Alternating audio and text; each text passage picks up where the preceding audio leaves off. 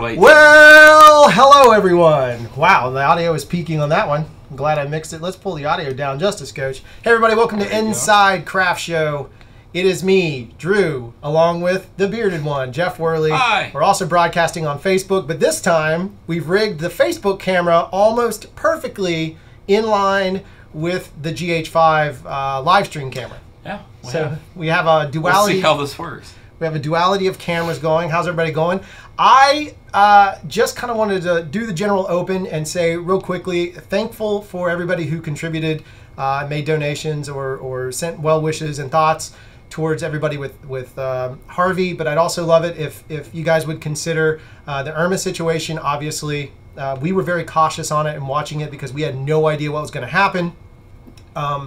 You know, anytime a storm gets close to the Gulf, it could have affected us. Florida took the hit for us. We're you know, loss of life was there and a lot of stuff was damaged. But again, when it comes around to it, we're you know, happy that the majority of the world is alive on that. So if you have a chance, I'll post a link as I always do. If you want to give to Harvey or Irma funds, I will find one and post it up there that we think is good, that we think is apropos to the situation. So there's the hurricane talk. I got something new I want to show you. If you haven't figured it out yet, let me backtrack and say this is our brand new office. Old office for me, new office for you, the viewers. Yeah. Your old office. Jeff is in his very first ever office. Yes. Right? At this facility. Mm-hmm. My first ever office. First ever office. So we've got the new office. We've got the Sasquatch sign. We've got Princess Leia. A couple of figures. A gun. Not real. Prop gun from Heirloom. Nate Goldberg. We're going to talk about this Hive Light later. So let's talk about what we're going to have on the show right quick. So today's pretty jam-packed. So we are going to talk about the Hive Light, which is lighting us right now. We got this Wasp 100C. I was a Kickstarter member, and they finally gave it to us. So we got this awesome Hive Light we can talk about. I've got a cool little demo we put together just to show some of the things it does. I think it's a really great light. I think, in my opinion, it's going to be an interesting light for ... We'll get to that in a second.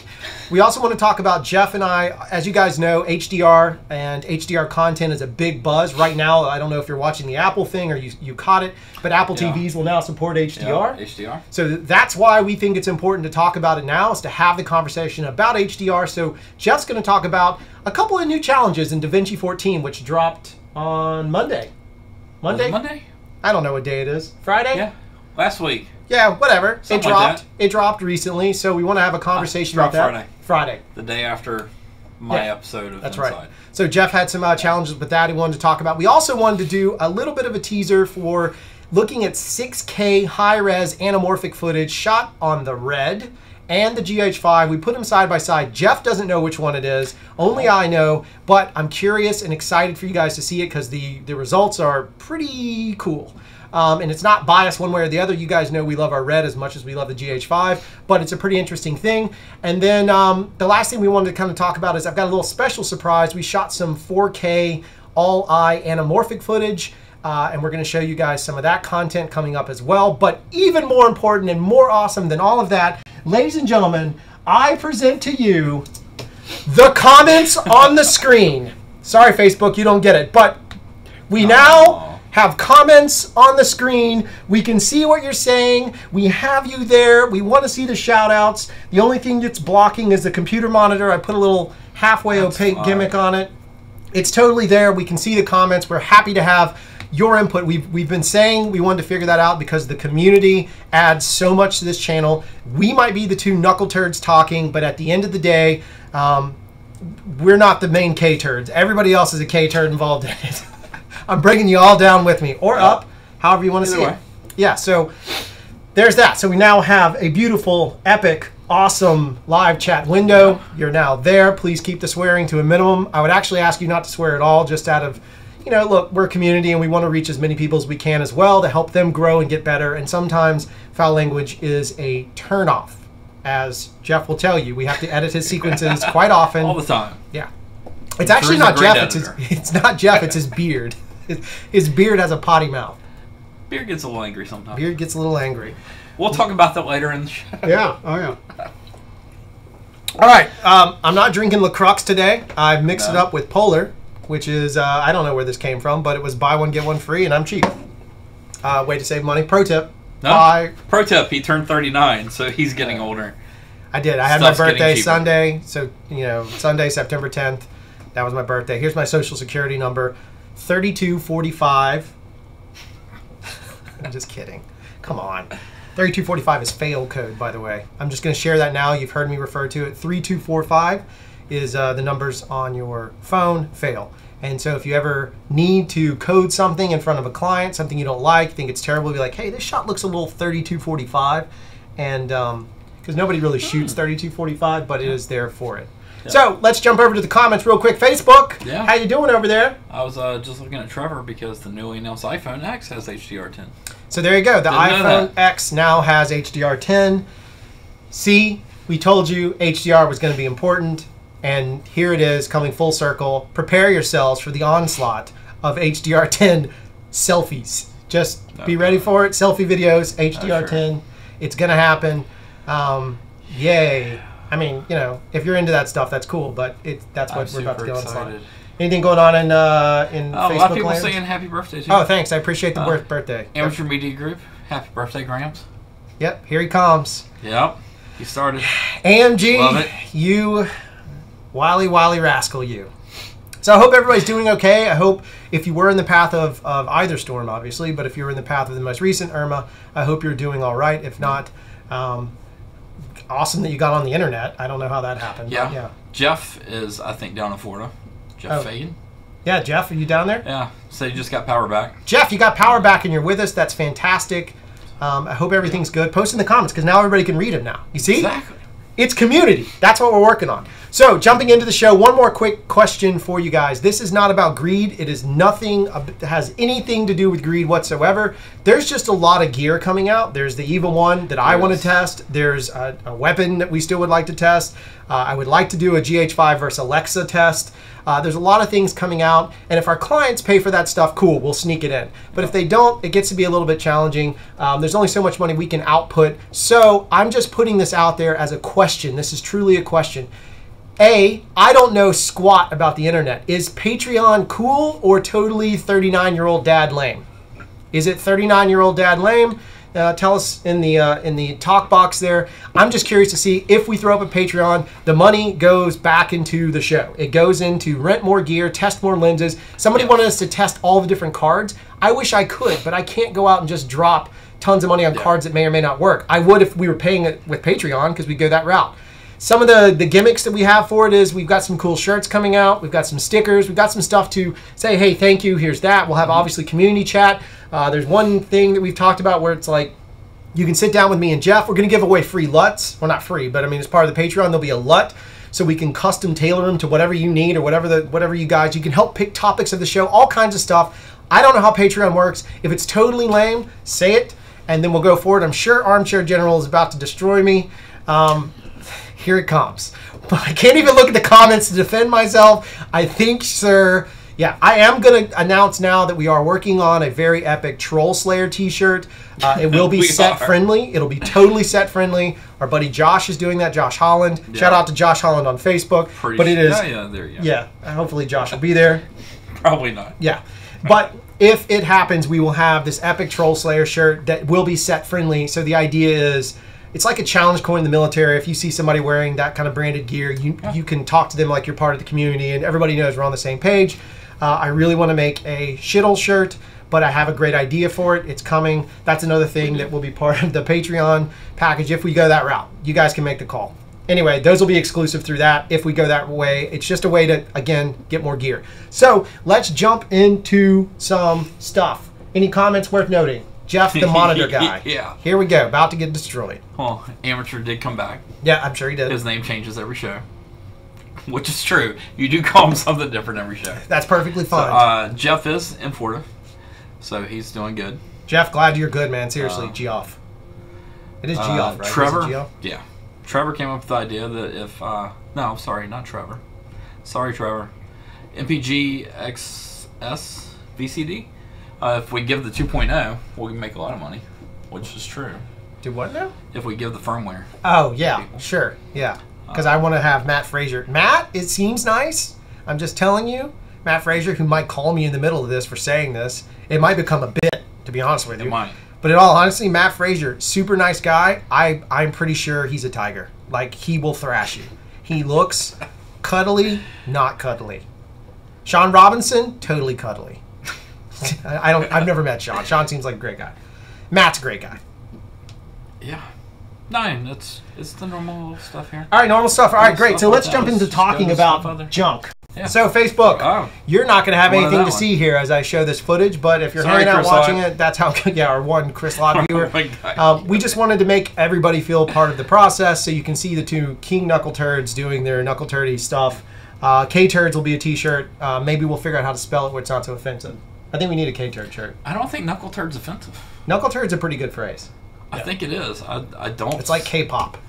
It's like K-pop. All right. K-Turd's better, though. K-Turds. You guys like K-Turds or Knuckle Turds? That's K-Turds versus Knuckle Turds. K-Turds. Yeah. It's shorter. Yeah. Easier to put. Yeah, but Knuckle Turd. Well, you could do knuckle, like real big turd. Or you could just have emojis. I hate emojis. I can't stand emojis. I can't wait for them to make Emoji the live-action movie.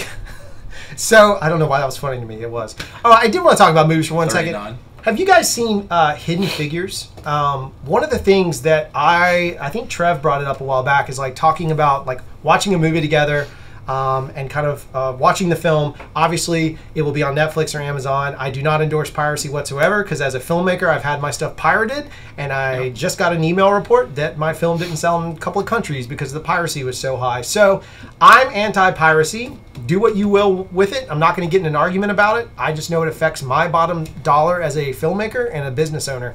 So that said, I was thinking about if we would sit down and watch a movie. Trev brought it up last time. I think it'd be pretty cool to sit down, break it down, have a conversation about it. It's one of the things I used to love when Jeff and I got to go see movies is we would come out of the film and have a great conversation. My buddy Scotty White, we would sit there and talk all the nerd stuff. I mean, it's a cool thing. Anyway, I was going to put on, it's like Oprah's book club. Everybody look under your seats! Just kidding. But I was kind of thinking we would talk about Hidden Figures at some point. I just finally got to see that film, and it might be my favorite movie that I've seen this year, period. I think the cinematography is amazing. Obviously, the story is super powerful. I love the way it looks. Production design, super cinematic, gorgeous film. Absolutely amazingly fun to watch. I also watched Hell or High Water, which was killer because I was watching it. Have you seen it? Yeah. Okay. I have seen that one. You haven't seen it recently, though? Actually, I have. Okay, did you notice anything about that film, cinematography-wise, that might be interesting?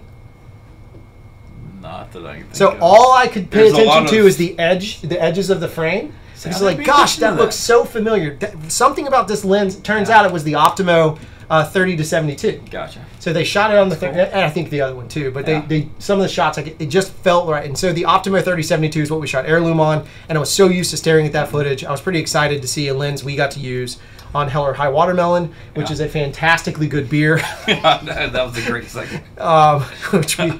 But it's also a great movie. Not if you haven't seen it today. Yeah, Hell or High Water is an awesome movie. I think I saw it on Hulu. It's got a lot of good one-shots in it as well. Oh, gorgeous. It's absolutely gorgeous. The color grade is always subjective, and that's something we'll talk about when Jeff gets to Vinci. All right, let's go into talking about color. I'm going to turn away so I can look at this and speak out of the side of my mouth, cowboy style here in Alabama. Roll Tide. Woo! We won. How'd Auburn do? How'd Auburn do, Jeff? Roll Tide. All right, anyway. Defense did great. Yeah, defense was good. All right, so, well, let me take the chalk box off. Hold on, guys. There we go. You can do that. It'll start over. There we go. So this is the new Hive Wasp 100C. As you can see, I'm just showing off a few shots of the actual lamp itself. What's really cool about it is I have left this lamp on for 35, 40 minutes here, and bloop, put my hand right on it. There's no heat whatsoever. I'm touching all over it like it was my wife. And we've had a bottle of wine. But what's really great is they have this feature inside of it that they call SHOT, which is saturation, hue, output, and temp. And so as you can see here, I'm going to first work with the dimmer, and we will dim things down. It's a pretty fluid dim. You can see the hard cut there. I went a little fast on it. But if you take your time, you get a nice dimmer. It's not a rolling dimmer, but I'm sure if you connected it to like a DMX board, it might do really well. So here I wanted to show what the output was. It's a 5.68, so it's 5.6, and that is about 10 feet away from it. Comes with 3 different lenses that you drop in the front. There's a medium, and that's what the medium looks like. You can kind of see the spread pattern there and how it's breaking it up. There's also a wide, and again, we'll show you the spread pattern so you can see how that is broken up. Also, if you notice, it looks like the light is dimming slightly. That's part of it from the disbursement pattern. And finally, we're going to do the super wide version, which is what we're using now. And the super wide itself looks phenomenal to me. It just softens the light up, and that's just that simple. And that's raw light. There's no diffusion on it. Currently, we have diffusion on it. We did notice about of a stop loss. It's almost a stop's worth of loss when we dropped in those. So here's the color element of it. So I wanted to show that you can kind of cycle through the various versions of it. You can see how the lighting changes. It's going to move through the hue pattern. As you dial it in, you can kind of get into the crazy red stuff. It basically becomes a party light if you need it to, if you're doing really crazy lighting elements in that capacity. And then I monkey with the hue a bit, and you can see it cycles all the way through pretty much every color, every spectrum in the rainbow to give you really dynamic looks. If you're really into that kind of stuff, this light is pretty cool, which again, I guess for you know, a lot of users, they might use it specifically for that reason. They might get really into it.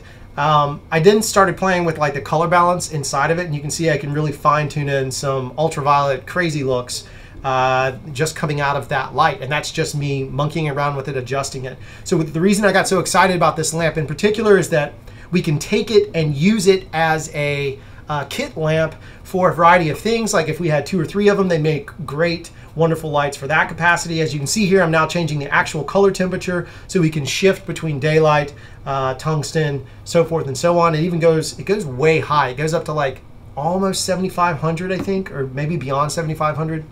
It gets way up there, and then you can, of course, pull it back down to your normal settings. I think I'm still cycling through. There it goes. Maybe now I'm changing it down. So you can see as I'm cycling through the colors, the camera was set for tungsten, so you're seeing that shift. I went back to red. I'm just monkeying around with the lamp at this point, just playing with purple and colors. So it's a really versatile tool, and it's a very versatile lamp. The only thing that you might want to throw in there with it is like some schmutz, which we have on. We have some 216 over it right now, and it's just going to loop. I'll go back to me and Jeff. It's a little bit trickier to pan over and cut back and forth and see all that stuff. So that's the Hive light, and it is so far pretty incredible. Facebook, Chris Lott's asking what the price is. Oh, that light runs for, I think now for $1,000. I got mine as part of a kit, and it wasn't quite that expensive. I think mine was like $750 on Kickstarter. It comes pretty well packed. You know, if you saw the last video, we did a surprise unboxing because when I did the Kickstarter, I waited like 2,000 years to get it. It comes pretty well packed. If you're into unboxing videos, watch somebody else's. But it did come packed. It also comes with the lenses, the power supply, an extension cable, all kinds of good stuff. It worked really well. What you got in the comments? Let's bring up the comments. Wait a second. Bring them up. You can look over there. It's delayed though, I think. Jonesy's got a good idea. We could all go to the cinema and then come back next show and talk about it. That'd be totally cool. I'd love to do that. That's one of the things I'm talking about. It also gives me an excuse to see movies. I can tell my wife, like, I have to go. You don't understand. Everybody else is going. I have to go. Exactly. And she would reply with, if they all jumped off a bridge, would you? And I would say yes for a GH5, a Red, an Alexa. Maybe not an Ursa, though. I don't think I'd do it for a Blackmagic. It's no secret I'm not a Blackmagic fan. It's not because I hate Blackmagic. I'm just saying that one's for the trolls. Fishing for the trolls. Come on, bite the hook. Come on, bite the hook. Yeah. Chris Lott, you're used to this. You're the only viewer. No, Scotty White and Mark Terry are both on Facebook. Scotty White and Mark Terry. Mark Terry's a production designer. We're going to have him on the show at some point because I think it'd be interesting to have you guys ask him questions. Production design being very important. And he's got some cool tricks, tips, and hacks in order to help you work through that stuff. All right, so in the comments, what do we got going on? $1,000 is the new 100. That's right, Trev. You're totally right on that. Great quote. True. Yeah, the light is sick. It is pretty cool. I think if you really packaged them up, I should somehow figure out a way of painting the camera. But we've got the GoPro. I mean, we've got the my cell phone. By the way, let's talk about this rig. Can you explain the rig that we have going on? How we're powering my cell phone and the camera at the same time? Yeah, I think so. So we have a GH5 on sticks with a GoPro cell phone clamped to the arm of the tripod. That is holding Drew's cell phone for the Facebook Live show. Both are powered off of an Anton Bauer brick that we powered GH5 off of on a chair that is dual D-tapped to power the camera, and then we have a D-tap USB port that is powering Drew's phone. Yeah, so we were D-tapping into a cell phone just to see if we could. Just to make sure it has. Actually, it was part of Heirloom back then when we had to use the phone as the monitor because of the whole 6K anamorphic high-res fiasco with the output not working. We were going to do that. Then we lost the piece, and it was literally in my car the entire time. That was sitting on set, but we just were too stupid to go look it up. So I noticed some people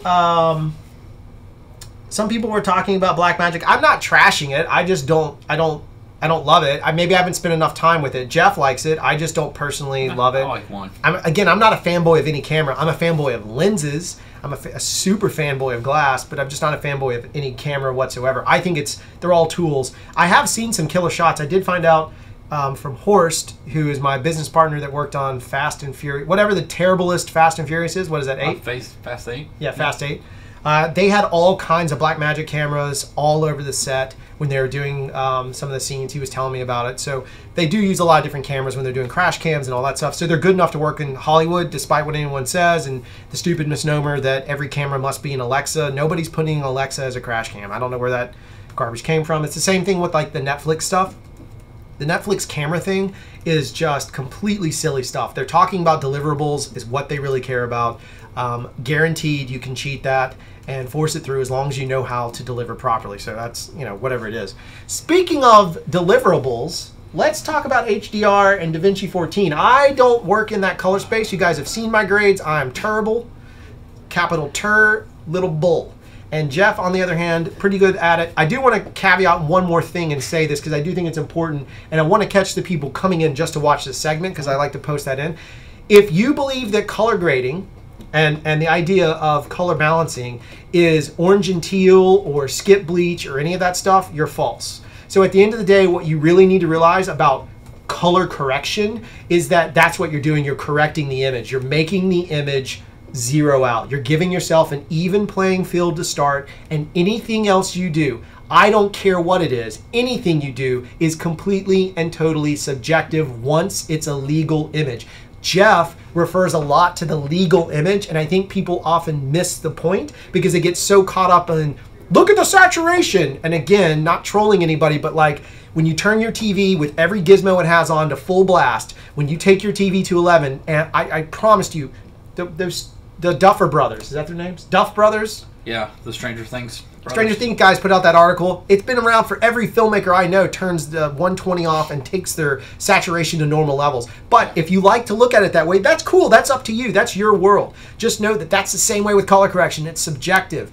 I look at it from how even are the skin tones, how even is the lighting, how even is the balancing out, and then I look at it from a creative side. That's just how I approach it because that's how I've always approached it as a DP and as a director, is coming into it that way. So I'm saying that to say the conversation about DaVinci 14 in this case is going to be about the HDR workflow and some of the new challenges Jeff has found with the HDR elements because Premiere Pro ain't cutting it. It does not. I've not been able to get a single test out of Premiere Pro to trigger HDR correctly. It'll say it's an HDR video on YouTube, but we've never got it to work. It's not triggering? It's not. It's not triggering on the TV. It's the metadata then. It's the color space issue on the back end. Yeah, the tags for the metadata. So Premiere Pro right now, until I can figure it out or somebody else beats me to it, please do. Premiere Pro does not work. Even using Media Encoder with a straight HDR10 encoded file does not work as well. So now let's talk about DaVinci 14. You're the only one that touched it. Talk about DaVinci 14. Well, DaVinci 14, I did a video last Thursday? Yeah, last Thursday that was showing how to set up for HDR or for HLG.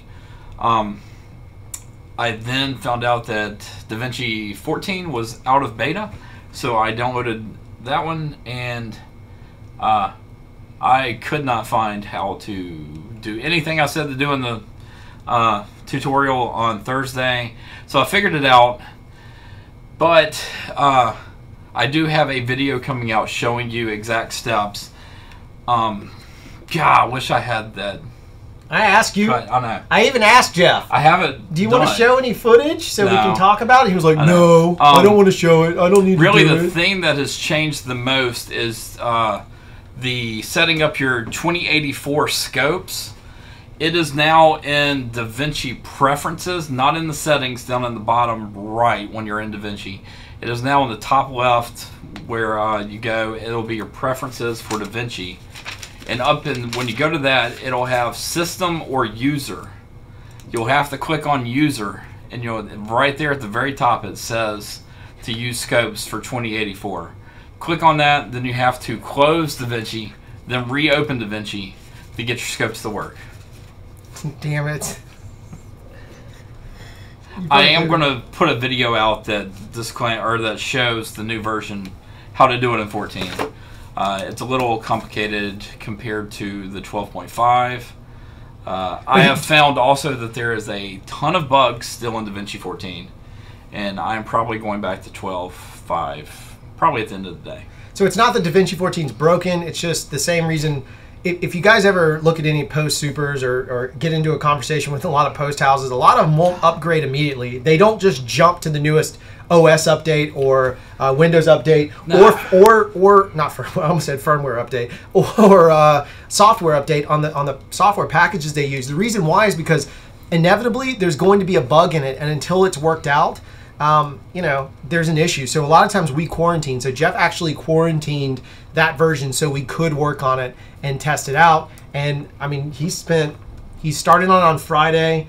He worked on it yesterday, just trying to solve through it today. And worked on it today, just going through the workflow process, because we now have clients interested in HDR. The buzz is slowly growing out. So I think it's going to be really important that as a community, not me and Jeff, I'm talking about all of us, we try and figure it out. Like if somebody wants to monkey with you know what? Shoot me an email. If somebody wants I'll give you like 10 seconds of footage, if you guys want it, of HDR10 footage. We'll give you some raw footage and see if anybody wants to play in Premiere and beat it. Then we'll figure out how to like shamelessly plug you and or you can put out your video, or we'll help you with whatever it is. Mm-hmm. But I think if we can figure out how to beat the HDR10 issue inside of Premiere, that'd be really helpful in terms of doing that. Now, Facebook, I'm sure you're bored senseless because this isn't really your world, but this is our community. This is how we give back to them and they give to us. It's a wonderful relationship. I'm not gonna say that a whole lot more. So, if you're watching on Facebook, you're like, these guys are boring. Yeah, you know what? We are, but not to past this camera and to that other camera back there, not to that group of people. We inspire each other. So we hopefully are inspiring you to even look up, ask questions, and dig deeper. There's a lot of content, and we do mix it up. Right now, there's just a big surge of tech information that just happened with DaVinci dropping and everything with HDR and all this chaos. Oh, did you already say the HLG thing? You couldn't find the HLG? No, I found HLG finally. Oh, you did find it, but it's not normal to set it up. No, it's the same setup as the old way was. It's the scopes is the one thing. Arib or whatever it is, the RIB. V67. Yeah, V67. Yeah, well, there's just so many color space issues now. It's a completely chaotic workflow on that side of it. So, to the comments, anything going on? A lot of people about DaVinci right here. Yeah. Your wife is on. Hi, Sarah. Hi, Sarah. She's at work. Man, she... Ooh, you should not be Facebooking while at work. Yeah, she can. She's costume supervisor. Oh, that's true. She landed on a... She's doing all the fun movie with... It came out, so I can say it, but she ended up on it has come out. Yeah, they came out in Variety. She ended up on a movie. She's costume designing a film with Gary frickin' Oldman. Can you believe that? Like, Gary Oldman. Now, I like Gary Oldman. I'm excited to hear, what he's like, and let's hang out with him. But let's talk about what the real issue is. If my wife is working on a movie, there's no one at home to cook me dinner. I'm looking at the Facebook cam. Huh? Sarah? Well, she's driving, so please be careful, Sarah. Yeah. So, she's working on a film, and so now I'm a single dad. So if I look a little more worn out than normal, I wore a t-shirt today, no collar, because I was too lazy to dig through the laundry that I should have done already to honor and respect my wife as a woman, as a human being, and as my sex partner. I'm saying it now just because she's online. Now I can just... I'm trolling my life. I'm trolling my life. This is Scotty White. Don't die, Sarah. It's my life now or never. All right, so I sold my monitor when I bought the GH5. Any exposure tips for HDR if you don't have an HDR monitor is a lost cause? No, you know what? You don't have to shoot it like log. Yeah. Treat it exactly like log. It only really matters your exposure for HDR is going to run exactly, if you're shooting log, it's going to run exactly the same as you would shoot any other normal log on the planet. The only time it's going to matter is on the back end for for your color correction and your grading elements. That's the only time it's going to matter. It's literally on the back. So otherwise, just treat it the same. HLG, I've experimented with it some. I treat it a lot like log and have found that it worked better that way. It does require a little more finagling in post, I believe. Is that fair to say? It does. So there is a little more correction, but I treat HLG exactly like log, just because I found that the GH5 to be a relatively low noise camera, personally speaking, if it's exposed correctly, versus that of, say, like a Red Dragon or certainly a Red MX. Red MX is less than the Dragon, but certainly in that space. I've even seen some of the Amira footage have a little more noise in it than I would like. Again, I'm not anti-noise. I like it because I call it grain. But in this case, if I were comparing it from an analytical perspective, that's where I'd land. I also have no shame in using Neat. I think Neat is the most fantastic noise reduction program on the planet.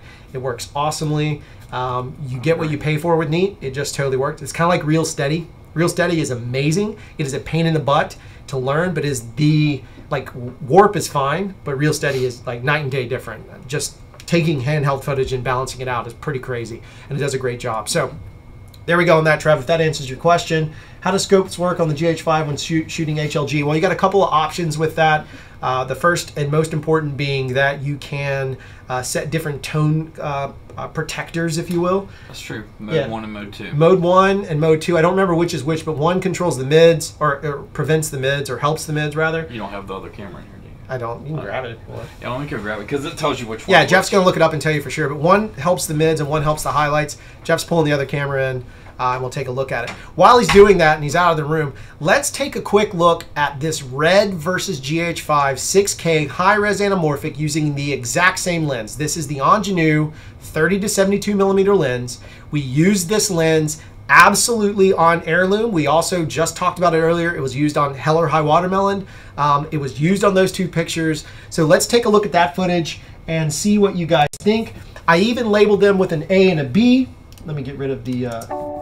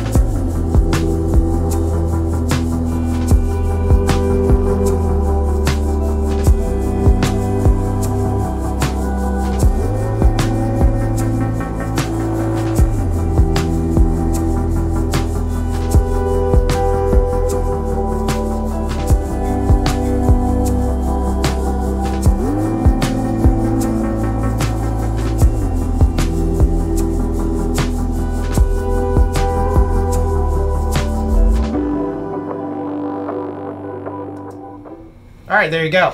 So we had Red versus GH5. I labeled them in no, they're labeled the same. So there's A shot, or the letter A, and then there's a letter B.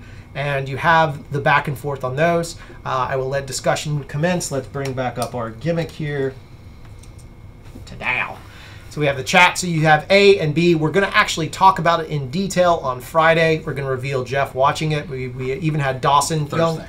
That's what I said, Thursday. We even had young Dawson sit down and watch it. So on Thursday, we'll go over it one more time, talk about what we noticed about it, what was exciting about it, and then do the big reveal. But in this case, talks amongst yourselves. I'd love to hear your feedback on it because, again, I found it to be pretty interesting and pretty telling that, again, both these cameras work really well, and I still believe it comes down to the glass for 90% of what you're delivering. I just don't buy into this idea that it has to be all about the sensor, when in reality, you need to use what you got to use.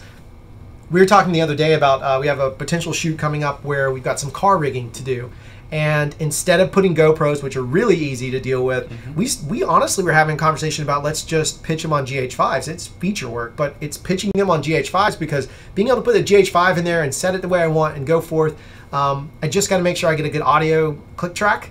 Otherwise, you know, the audio becomes a little bit of a nightmare without the time code benefit. But overall, the camera has held up and worked. You know, we're writing to memory cards now as we record this and it streams to YouTube. We're writing memory cards and it takes those hour-long files. Not that you would do that in a car for a feature work, but still, point is, they make great small cameras for that capacity.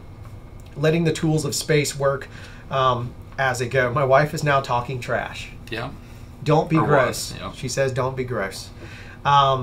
Anyway, I had made some comments while you guys were watching the video to Facebook, mainly my wife. They were lewd. Because, you know, when you're married, it's not lewd. It's okay or something. I don't really know what to say with that. Huh? That's still lewd.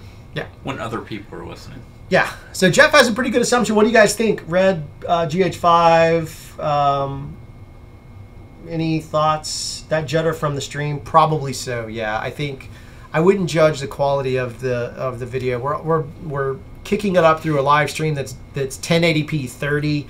That footage was 1080p, or I'm sorry, was 6K anamorphic. Yeah, on both cameras. On both cameras. So I wouldn't judge the quality of the footage in that. It's literally there for that. If you want to judge the quality, we can look at it when we do the Red versus GH5 test on Thursday. When we drop that episode, you'll have a whole lot more content to look at, and you can see it in 4K. I wish we could do it in HDR, but it doesn't benefit anybody unless you have an HDR monitor, which is also the problem with HDR back into that whole dynamic. Yeah, what do you like? What? I get zinged? Well, no, we have an EP on the Facebook group. Mr. Sean is with us now. Oh, delightful. Yeah. Hey, Sean, how you doing, buddy? Like I great gave you a stuff, shout guys. out. Thanks, pal. So you never know what's going to happen. Sean Robinson's on the Facebook page right now. So it's always fun. Sean is another awesome Panasonic, awesome guy. He's in the forums, or not in the forums, but he's in the Facebook groups. I don't know if you guys remember any of those Facebook groups. Obviously, we post this content there for that reason. The other thing I just want to, side wall ball scenario, white wall, curbside, upside down tangent would be that we literally do not do the YouTube content that we do for me and Jeff. None of this is done for our egos. None of this is done for anything more than we happen to enjoy having this sort of community relationship. We had it for a long time in the film side of things. We had a great crew down here that kind of satisfies our communication needs to hang out and talk cameras and do all that stuff.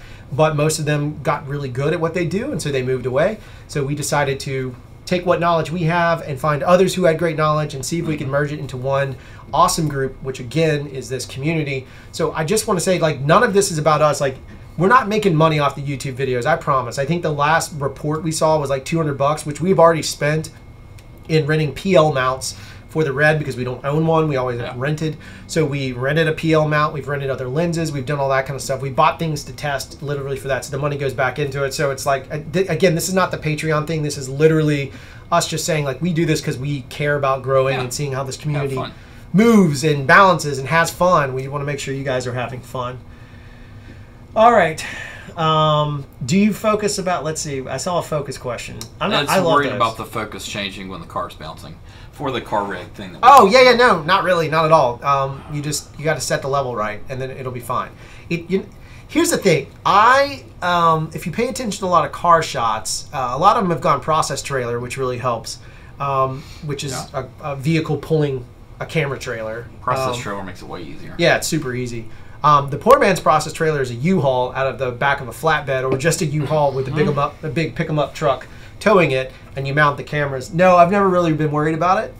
It doesn't really, I feel like it fits the style. If you really are trying to achieve like that really high dollar cinematic look, you got to consider what you have at your disposal. So for us, I've done the poor man's process, which is shiny boards doing like drive-bys. Or the lights, spinning the lights. Yeah, spinning the lights at nighttime poor man's. Yep. I've done, we've done process trailer. We've done we've done poor man's process trailer. Poor man's process trailer. We've done in the car with the camera, the classic sort of, where you're folded up like a chicken nugget. done the green screen bounce on the bumper. Yep, done the green screen thing. The only thing we've never tried, it's over there, but I found this film that is it's projection film that actually has the crystalline pattern inside of it increases the luminance. So I wanted to try what they did on Oblivion and actually project into that, not rear projection, but literally project into it so that it cast a light out of the monitor into the cars and try some driving plates that way. It was for a feature we were doing a road trip film, and it never happened, but I have the test materials. One day I'm going to test it and put it on this channel because that's the point, is to try new things. And yeah, it'd be fun. Different. It'd be fun to watch us fail at it. Yeah. I'm sure we won't do it right, but it'll be fun to at least see how it works. So no, I'm not ever really worried about it. Yeah. The Micro Studio 4K, yeah, totally. Again, I have no issue with Blackmagic. I would totally be about it. I just happen to own the GH5, so it makes it a little bit easier And in actually, that capacity. I know that Horace used quite a few of those with Fast 8. Yeah, they sure did. We had a long discussion about that. You guys just keep it up. Yeah, 100% subs. Yeah. 100,000 subs. I don't even know what the subs things mean. Speaking of, this is telling you, we're at 2,700 subs or something. Do you remember like last time we were like so excited with 1,000? We had fireworks. I know. This time, we skipped 2,000. this time we're 25. Yeah, we skipped them all. We're just gonna have a little confetti, one at a time. Here's our confetti for 2,700 subs. Not taking away anything, just saying like we don't know what that means. Casey Neistat, I'm sure, could tell us. Peter McKinnon could tell us. I'm sure all those guys that have lots of subs. Yeah. What we know we have is more than that. We have a killer community. I mean, truly. True. Confetti! We have an amazing community, which is Jack. I'm sure they do too. I don't know. I don't hang out with those guys. I don't know them. They seem very distant to me because, you know. Neistat, I think, is his unboxings now. Yeah, unboxing videos. What part of the chicken is the nugget? The camera up part. The cam up part. From this point forward, I'm going to make a cam up shirt about chicken nuggets. I just got to figure out how to make the joke work. Give me a few months. I'll tie it all together. Yeah, I want to see where this goes. Yeah, it could be delightfully. It'll be funny on set if you're like, IOP as a chicken nugget, or I don't know. I'll figure it out. But it'd be one of those inside jokes that would be funny to have on set. It might get you some attention. This is the go-to channel for GH5 information as far as I'm concerned. Oh man, I appreciate it. Yeah, That's thank awesome. you. That's great. All right, so let's talk about something else that we came across just watching our time here as we stream all this chaos. One of the other things that we came across recently was a question. If you saw the previous video we posted on yesterday, yesterday. The distortion chart video. Yeah, we did. We shot some distortion charts because people were asking. It might be very simplistic to some, but very complex to others. But people were just simply asking, what happens if you shoot a spherical or round or regular lens on a in 6K high-res anamorphic or even 4K? It doesn't matter. If you shoot a round lens in de-squeezed anamorphic. open gate, basically. Yeah, de-squeezed open Yeah. gate. Right. So we wanted to see what would happen. Or no, squeezed open gate. No, you're right. De-squeezed open gate. No, squeezed, you're right. Yeah, I thought so. It's Where's open my gate. There's confetti? no squeeze or Confetti. de-squeeze, really, for that. Yeah. So basically, people wanted to know. It's the same. I would.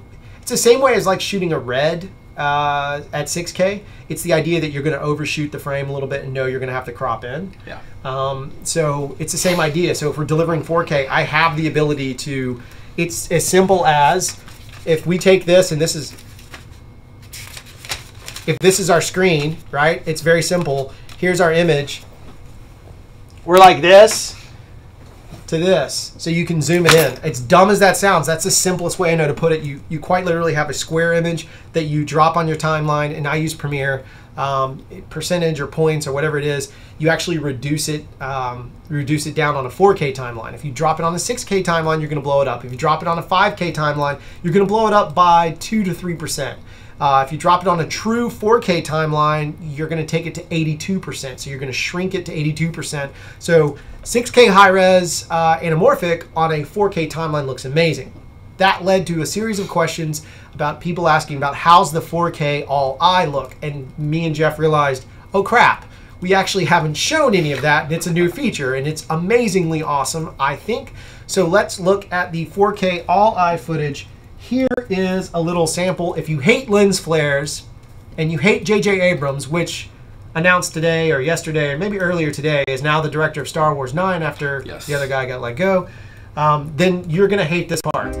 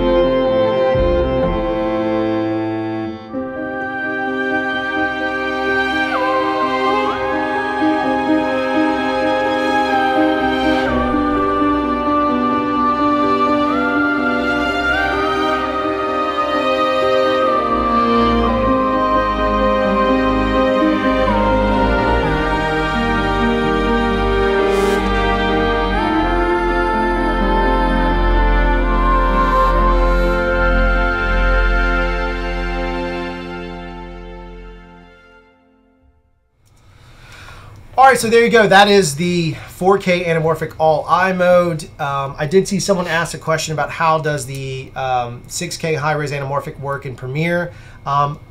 Candidly, I transcoded it, and the reason why is because I was not getting a great response out of it. So for me, the 6K high-res anamorphic, and again, we're using an early version of the firmware. This is like beta or something. We're using like 1.D or 1D or whatever it is. They gave us a code name for it, but I was not a big fan of using it. But again, I'm also a transcode guy. I don't really give a crap about hitting transcode, cracking a beer, watching some YouTube videos, watching you guys' content, your own creative content, hanging out, kissing my wife, playing with my kids, whatever it is, and then coming back to it once it's done transcoding doesn't bother me, because then the back end of my day is 10 times faster than what I was making sure the graphic was still up. It's 10 times faster than it ever was. So for me, the transcode's not a big deal, but I did transcode that footage in order to get it to work. The all eye content, I did not. It comes in perfectly. It plays perfectly. It works amazing. I mean, quite literally, I shot that in, I mean, I would have had it done in 25 minutes, but there was a really nice guy, the guy in the camo shirt. He was talking a lot. He talks for a long time. He talks a lot about stuff, talking about river hunting and spearing pigs. I mean, he was just giving me and Dino, the gentleman in the pink shirt, was giving us like all these great stories. So we hung out for a little bit. But the edit took, if you can't tell, took all of like 7 minutes. Like I dropped it in, found a piece of music, looked at the shots, found my selects, dropped it in, exported it, and that's including export, 7 minutes. So time to table, pretty darn fast. The 4Ki, I think it looks amazing. That said, the 6Ki, I should have shot a focus chart and I didn't. That's my bad. But the focus or the distortion in it and the basic lens distortion in it is minimized greatly. We also were shooting on the Blackmagic. Not the Blackmagic. SLR Magic 50, yeah. 2.0 anamorphic. Which, as we learned from Matt and Sean, from advice from them as well, you know, we were talking to them about that lens, and if you shoot it as closed down as humanly possible, which is a lot of anamorphics except for like that Optimo, but if you shoot it as closed down as humanly possible, you get a better image. So that's what I tried to do there, with the exception of that those dark spaces, which, by the way, there's no color grade on that. That's raw, straight out of the camera, what you guys saw. And the reason I find that pretty exciting is, and we'll play it through maybe again here in a second, but look at the noise level. That's what I found amazing, the noise level. So inside of that dark room, I am WFO, and I am pushing 800 ISO, and the noise level. And again, you know, even in the full res version of it, it's barely there. Let me set this up to do that. I just need to turn the audio so Jeff can even look at it and see. Let's just make sure we get the audio set right. Yeah, because I actually haven't even watched it. Yeah, Jeff has never even seen this stuff. So we're going to turn and we're going to kick this over and we're going to look at the footage again, and we'll just kind of talk through it as we go. But here's the thing. This is all like straight up and down, 110%. How do I minimize this? Dumb gimmick. It's 110% done. Oh, I left the comments up. What a dingbat. Sorry, guys. It's going to start over. There you go. There you go. As you can see, it's just minimized on the noise in that. Yeah, what profile did you shoot on? That is a natural color profile, I believe. Yeah, that was natural color. Like even Dino, I was playing. Looks good. You know, and like his skin tone completely held up. Even in this stuff, there's still detail. And again, you get the lens flare in it. Those lights were in the room. They were just LEDs. Even in this space, which we've shot a million times, I wanted to show a difference. Dino's office, there should have been noise in that. And I'm pointing at the black picture frame there. There should have been noise in some of the stuff. Now, that's a little hot because I didn't want to drop any ND in it. I just wanted to shoot it raw. So that's 200. Inside, we are at a 400 in this space. So we're at 400 natural color profile. I do not have the stabilizer on because there is a new anamorphic stabilizer. Oh, that's right. We have not talked about that. We haven't talked about that at all. There is a new anamorphic stabilizer in the camera. Yeah, and I did not turn that on. So I was just shooting it kind of straight off the raw. Just to mix it up and see what happens, letting the light play. Again, just throwing this together just specifically for this episode. You can kind of see that the variations on color and tone are pretty good. And there's a little bit of a jump there. You can see from that interior 3200 shirt. Again, in color correction, you would correct that shirt. Yeah. Not worry about it. Back and forth. And then I just wanted to mix in some of the 4K slow-mo. So the slow-mo footage, the 60p footage, which is what that is is not Yeah. not I. It's back to regular 4K anamorphic 60. So the 60 frame stuff is not all I, but I wanted to mix it in and see how it looked. And frankly, even at 4K when I blew it up, it looked fantastic, to be honest with you. And again, not shamelessly plugging the camera. We like the GH5. We do. I would certainly pick the red over this camera in certain circumstances. You guys are pushing me to consider the Blackmagic. Jeff already has. He likes the Ursa Mini. 4.6. The 4.6, very specifically. Yes, very specific. I just anyway. Point is, the camera does a damn fine job. It's like pretty amazing how well of a job it does. So we'll hit back up the comments. Let me get that going here. Now that we have this whole new gimmick. Boop. Yeah. There's some it's kinda comments. cool. What do we got going on? Got machine spec. Yep. I have a dual R9 fair talking about computer specs. Antonio Moore, use Resolve to match cameras. Your life will significantly easier. Yeah. Jeff does that. Editing Final Cut. At Russian Glass, I want the rehouse. The mechanics are great. I think Trev has something for Antonio. It's the same thing I would do. If you're doing a project in Final Cut trying to match two cameras, I would round trip it and then go to Resolve and then back to Final Cut for your final deliverable. Do we ever ignore 180 degree? The shutter or the rule? The rule. Yes. Yeah, like a We do. champ. I will purposely go out of my way to break it if I think it tells a better story. I think people get so Yes. caught up they learned that and then they just get stuck on it. And I think if the story works better with the under 180 degree rule, great. People that typically will, we've been trolled a few times on it. Not saying you were doing that by any means, but we've been trolled a few times. They're all creative choices because at the end of the day, if you live and die by that set of rules, you're making the exact same content as everybody else. So I would encourage you to know when to break the rule, know when to hold them, know when to fold them. You guys don't know that song because I'm 39. Jeff does. He turns 40 in 8 days. I do. 8 days a week. Yeah, Jeff turns 40. I do. We should have a special live 40th birthday party. And it's just Jeff sitting on a couch by himself, talking to his beard, reminiscing about when that beard was 33. I don't know. I'm just saying whatever. Yeah. Woo. Hot dogs. Yeah. Yep. One. Is there anything we can do with the GH5 that you would like it to have? Yes. Time code. Time code. We want time code. Sean, still listening. We want time code.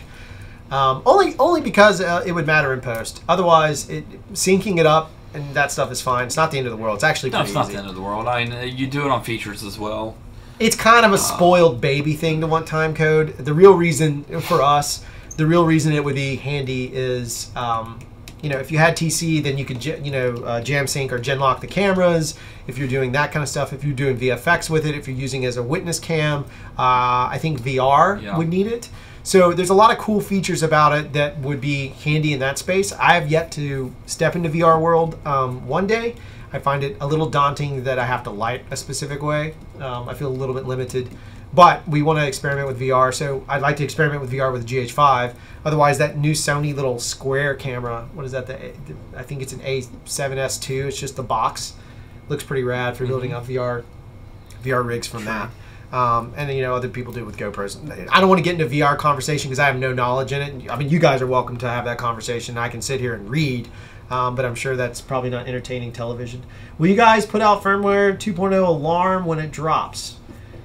Yeah, you know what? We'll do it. Yeah. We'll put up a live show whenever it drops. We don't know. We've never been given an official time more than what you guys get. They very much limited the information to us.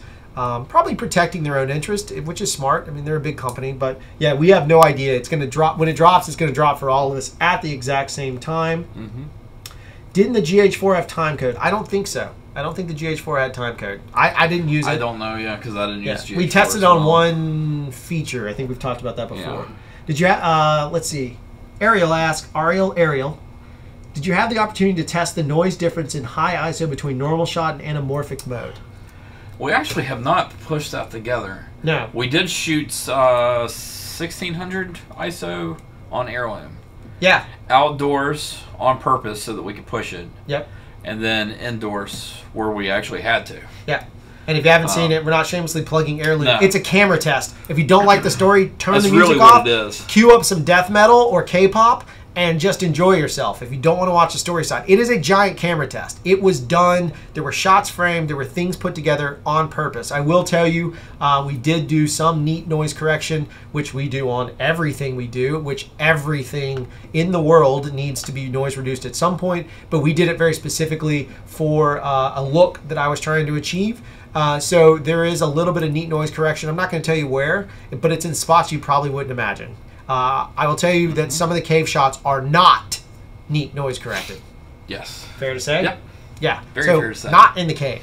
So it's in some other spots where I really was trying to push a different vibe and feel and see what the camera could do in trying to break it. So that was the whole point of that. Heirloom is a giant camera test, essentially. And we thought about this community when we did it. We tried to run what would they want, what would they want to do, how would they want to do it. The only challenge we had was the HDR part. That changed things a little bit, Yes. but hopefully one day we can release a true Rec 709 grade, an SDR grade. Yeah. Maybe that'll happen at some point, and if it is, then it'd be fun to look at that because that maybe represents a greater audience right now than HDR does. But one day it's future proofing, right? You're just being ahead of the curve. Yeah, so the GH5 has timecode possibilities too. It was the GH4 timecode. Was it actually jam sync timecode like true? Because the GH5 has the ability to go in there and pick the timecode and set it.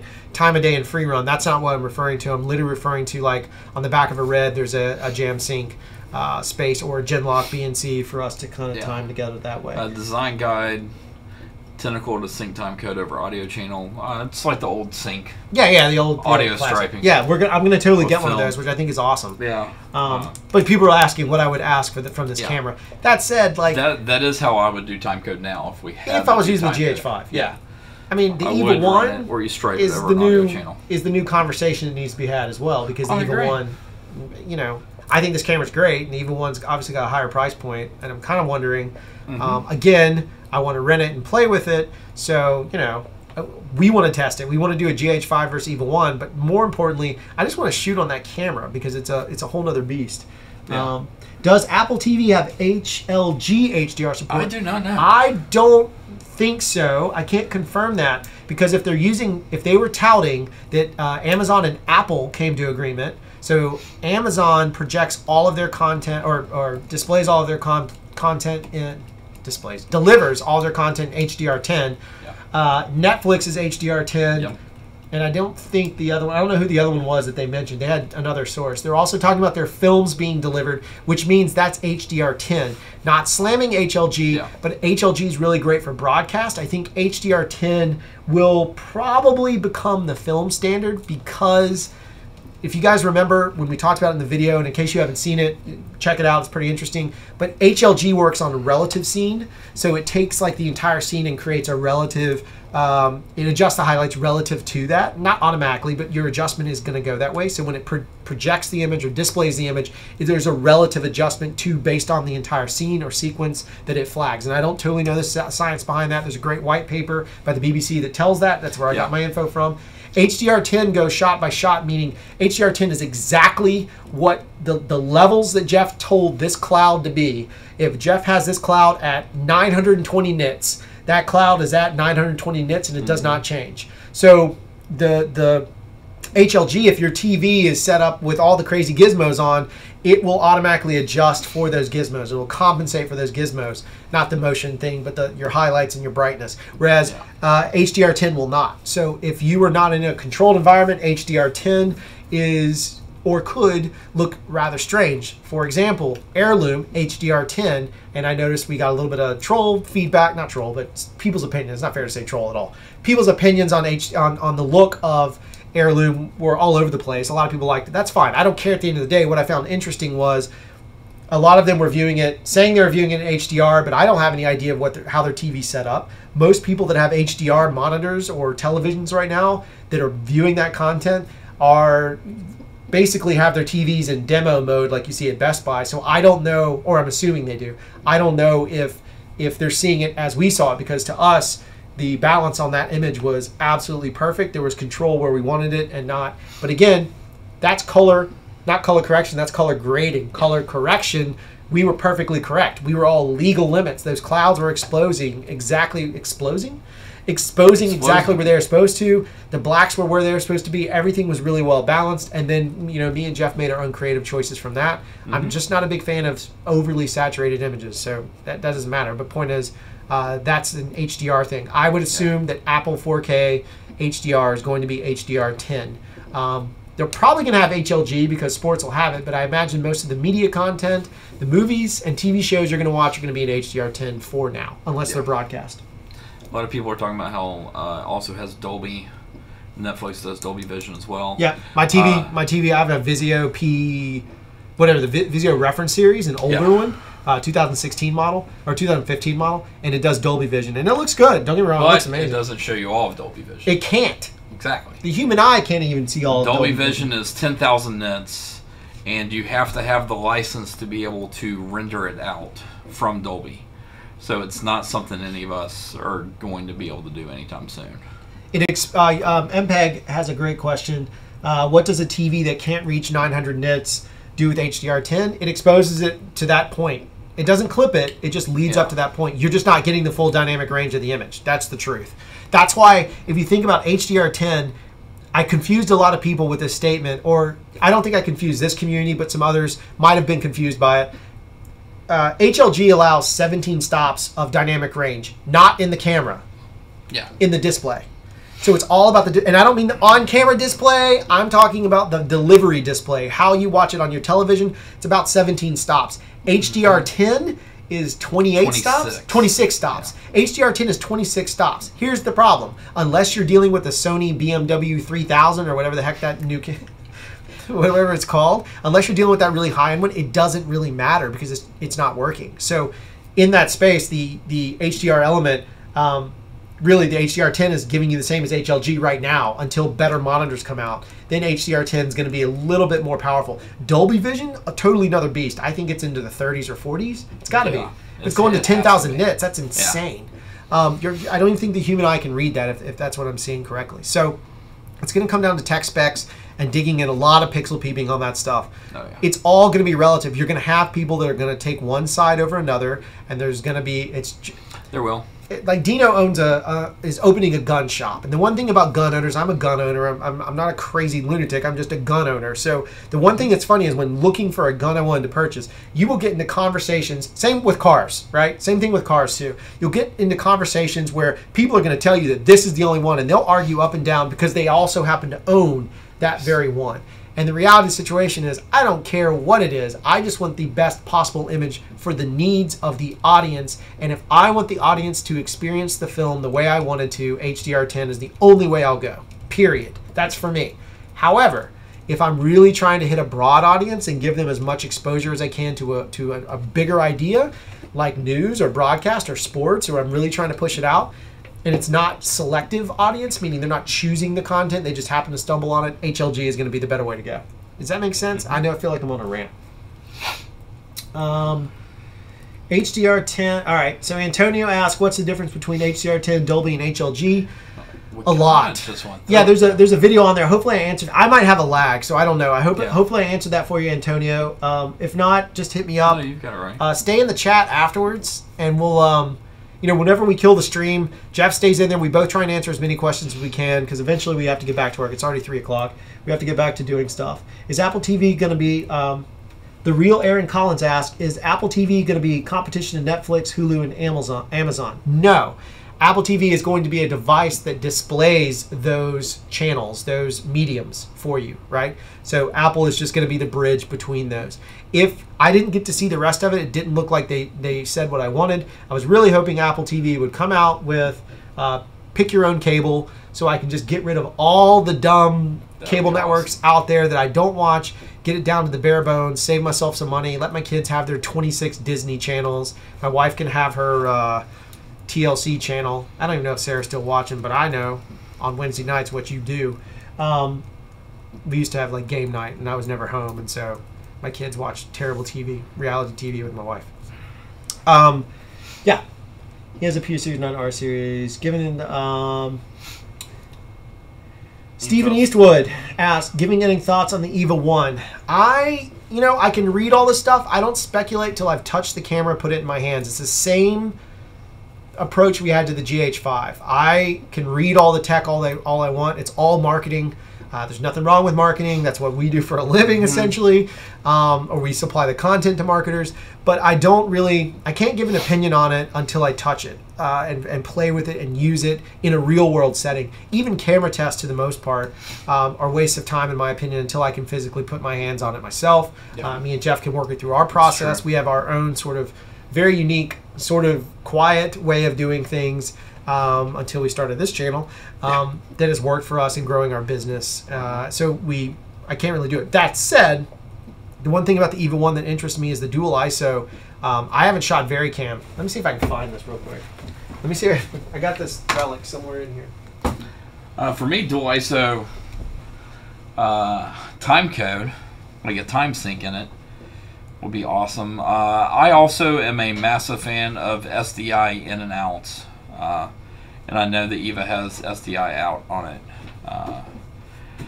Can you use a 300 nit monitor to grade HDR? I would not advise it. Technically, you could if you know how to read your scopes and your waveforms properly. You could make a pretty decent looking image out of it, but you would not have a true monitor to tell you exactly what it looks like. Somewhere I had an old VariCam. Which was VariCamp. Okay. It was called VariCamp, and you would go to this VariCamp and you would sit down and learn how to set up a camera correctly using a waveform monitor and a vector scope, like the true way with SDI out and all that stuff. And so I got to go to VariCamp in Chicago, and Robert Primes was our teacher, which Bob Primes, ASC, like my jam all day. And so I got to spend time with Bob Primes, and he showed us how to set up a VariCam. Anyway, I haven't touched a VariCam since that. That was the 27 before the F came out. It was the original model. I haven't touched it in a long time, so I'm really curious to see what the dual ISO that also the VariCam has in the EVA 1, what it looks like in that capacity.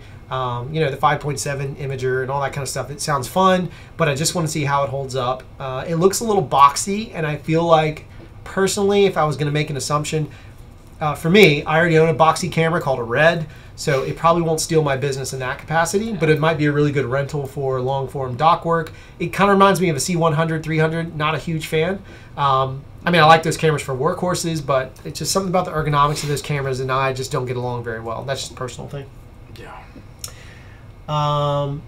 Can I use a 300 nit? Let's see. I already answered that. Okay, great. Jeff already answered it.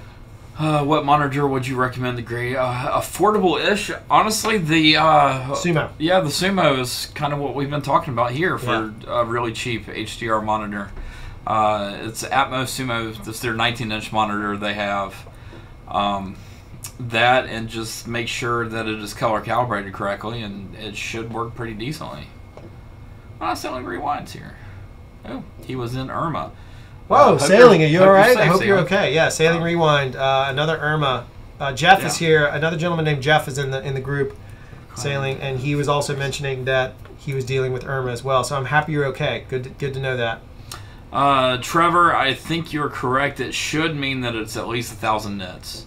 The iPhone X saying it's a true HDR display. I'm wondering, the Samsung is the Galaxy S8 is supposed to be 1,000 nits too, or up to 1,000 nits. I know some of the Shogun and Infernos are 1,000 nits as well. Yeah, I don't think. I agree with MP. It's something I would like to see. Yeah. To see if it is 1,000 nits or not, because I just don't see them being able to do it for the money either. No. Actually. The hardest part is think about this. All your work is going to go into. And if I'm going to be openly, completely transparent, which I'm about to be, so let's prepare and rant. Fire up the rant alarm. No one cares. But got this it. isn't a troll slayer. No, it's not a troll slayer rant. I will tell you this. It was a little. I'm going to be brutally candid, whether it matters or not. A lot of hard work on set and then pre-pro went into making Heirloom happen. Like, we were very excited. Obviously, we were excited to work with Panasonic. We were jacked. We couldn't wait to tell this community and talk about it, because they are Matt is super genuine. That interview was real Matt. Like, that's Yeah, real Matt. he is like, very genuine. That's how he is. Sean's the same way. Yep. Wonderful human beings. Like, super positive, great. The best EPs, executive producers you could ever ask for. I'm not saying that because they're here or because they're not. I don't even know if Sean's on anymore. I don't care. Yeah. It's the truth. The one thing that was a little deflating, and this is a big topic that no one's really addressed yet, maybe because they don't care, but I do, is it was a little painful to see the reaction to Heirloom based on the HDR element. And what I mean by that is, you know, we weren't allowed to, and this is not a gripe or complaint, it's cool, it's part of the business. Our delivery requirement for this project was HDR, which meant that we could put out a really cool product that was cutting edge, and that's awesome, and learn from it and educate from it, which is what we're doing now. So the blessing is a million folds over into our favor because we got that opportunity. It does suck, though, as a filmmaker to know that people are not seeing your film the way you want them to see it. Because even, so the trailer, I hated the way it came out. I can't stand it. Like, Jeff did a great job on the grade. In HDR, I think it looks amazing. I think in SDR, it looks like a pile of poop. It's literally... It's garbage. It's total garbage. Not happy with it. But I'm cool with it going up and it looking the way it did. Other people were happy with it. So that's all that really mattered, right? So that's important.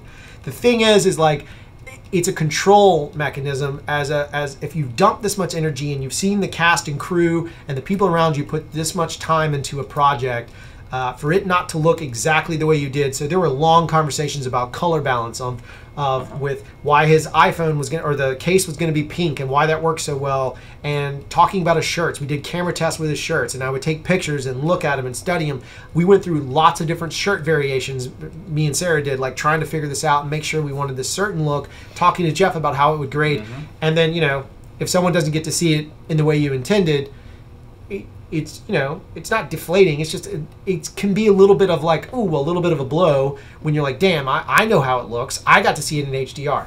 Yeah. So I'm saying that to say HDR is awesome, but just know you're stepping into a world that is, people don't even really understand yet. Not saying you guys don't, but like the world doesn't fully understand it. So you're really taking a risk.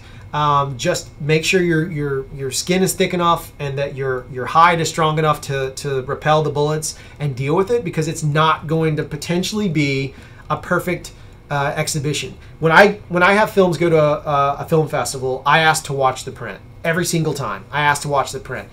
I don't ever make the adjustments aside from volume up or down. I can't adjust the picture because it's in their hands. I let it go. But it also lets me set my expectations of where it's going to be and what I may have to deal with. And so 99.9% of the time, because of the P3 DCI, my film looks exactly as me and Jeff made it. But if we were dealing with HDR, who knows who's set it up? And it's a whole new change in it. So I'm just saying, like, from an honest standpoint, I think HDR is amazing, but it was a little bit frustrating. Thinking back on it now, I would call it a little bit frustrating that I traded that much time away not to get the perfect image. To everyone, those that have seen the perfect image in HDR have seen the perfect image. Does that make sense? That's in rant colors. But at the same time, what we're talking about strictly is YouTube. And that's the thing! It's on YouTube! It's just on YouTube, that's it! Because once screens start doing projectors that are HDR, yep, it'll be like the P3. Yep. There'll be some kind of standard for the screens, the monitor or the projectors to have. Right. And then the down conversion, which will most likely be like YouTube with the SDR conversion LUTs to pull it back down to non-HDR. But we also have problems with YouTube converting with the SDR LUT and then not having the SDR LUT on one. Right. So there's a lot of different things that were happening, which also makes frustration, which is also why, as a colorist, I never go watch anything that I ever produce. I check the finalized prints to make sure that they're correct on a perfectly correct monitor, and then I walk away. Yeah. So, Jefu, welcome back, buddy.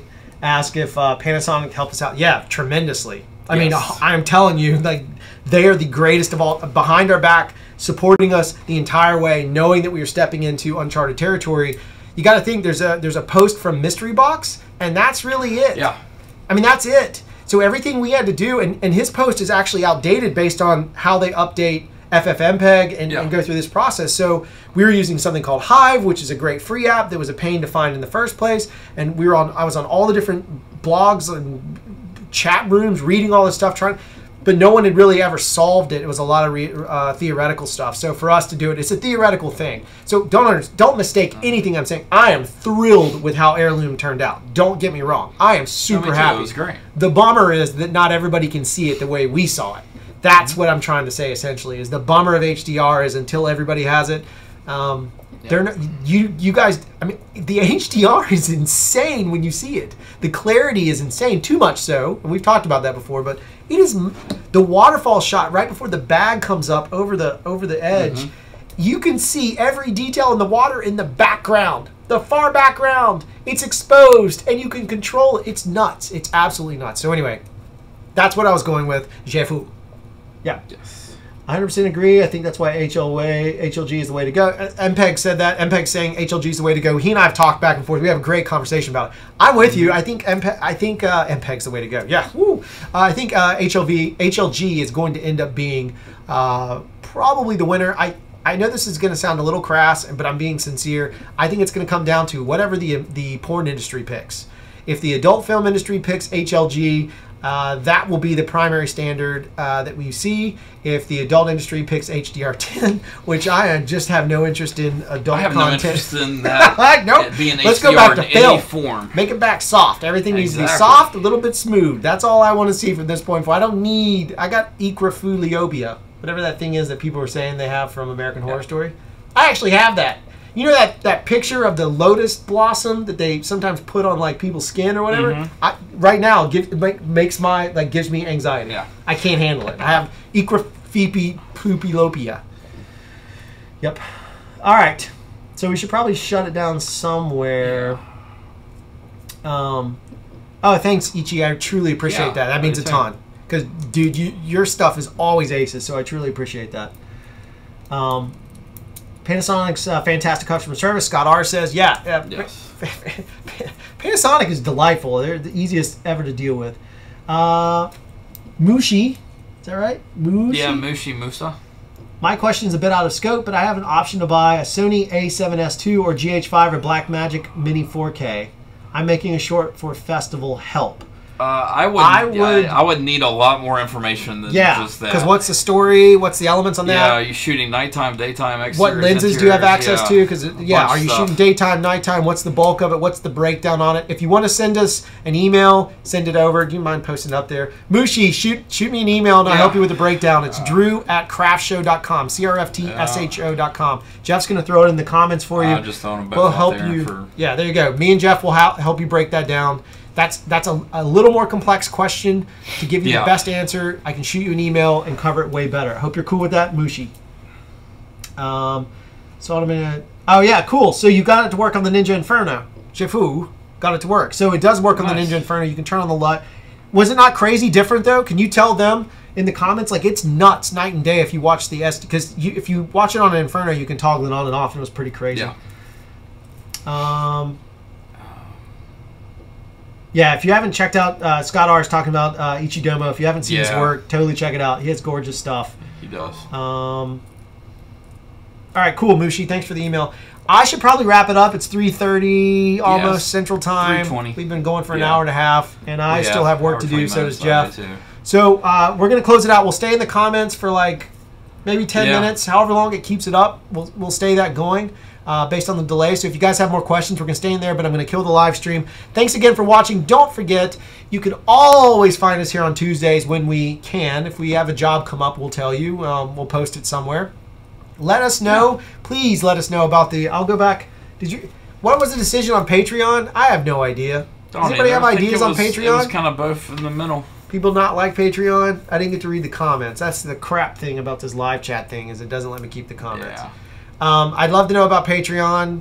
If you have opinions on it, it really does matter. I don't want to do anything that's going to turn you guys off. That's not our goal. We just want to have money to rent more gear and test more stuff and break more things. That's what we'd like to do. So with that said, thanks for watching. We truly appreciate it as always. And we'll see you tomorrow or whenever you see us first. Yeah. And we'll still be live in the chat. Just hang out for the chat.